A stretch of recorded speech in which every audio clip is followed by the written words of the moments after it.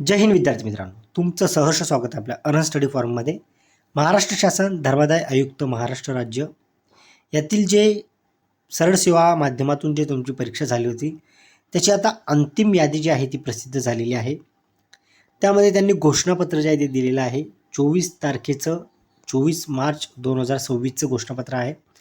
तर ते म्हणतात की धर्मादाय संघटनेच्या आस्थापनेवरील गट क संवर्गातील विविध पद भरतीकरिता दिनांक 9/9/25 रोजी जी जाहिरात प्रसिद्ध करण्यात आली होती त्यामध्ये विधी सहाय्यक असेल, निरीक्षक असेल, वरिष्ठ लिपिक असेल या पदांकरिता घेण्यात आलेल्या लेखी परीक्षेत गुणवत्ता यादीनुसार निवड सूचीसोबत जोडलेल्या यादीप्रमाणे निकाल तयार करण्यात येत आहे. सदर निवड सूचीच्या यादीत नमूद उमेदवारांना कागदपत्र पडताळणीकरिता त्यांचे वैयक्तिक ईमेलद्वारे स्वतंत्रपणे कळवण्यात येईल. तसेच धर्मादाय संघटनेच्या अधिकृत जे वेबसाईट आहे त्यांचं तिथे ती यादी जी आहे ती प्रसिद्ध करण्यात येणार आहे.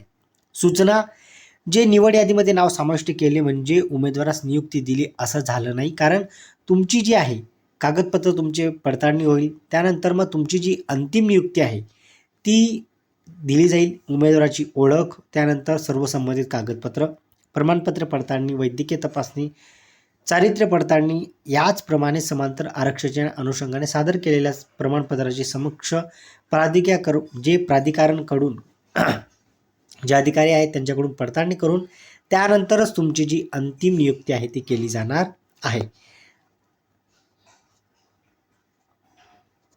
आता हे जे विद्यार्थी आहेत त्या विद्यार्थ्यांची नावं इथे दिलेली आहेत. ही जी पोस्ट आहे ती इन्स्पेक्टरची पोस्ट आहे. त्याची जी अंतिम यादी आहे म्हणजेच निरीक्षक पदासाठी जे विद्यार्थी फॉर्म भरले होते त्या विद्यार्थ्यांची यादी लागलेली आहे. त्यांचं कागदपत्र किंवा त्यांची जी छाननी आहे ती होणार आहे. त्यांची नावं इथं दिलेली आहेत. तुम्ही सुद्धा ते नावं चेक करू शकतात. तुमचं नाव आहे का ते तुम्ही चेक करून व्यवस्थित पाहू शकतात. विद्यार्थी मित्रांनो, आता महत्त्वाचं काय आहे तर ते म्हणजे या यादीमध्ये तुमचे जे डॉक्युमेंट आहे ते व्यवस्थित तुम्ही तयार ठेवायचे आहेत, जेणेकरून तुमची जी व्यवस्थित कागदपत्राची जी पडताळणी आहे ती व्यवस्थित होणार आहे. त्यामध्ये त्यांनी एक सूचना दिलेली आहे की की ज्या उमेदवारांची यादी यामध्ये दिलेली आहे त्यांना एक स्वतंत्र मेल त्यांना येईल. म्हणजे तुम्ही मेलसुद्धा चेक करत राहा.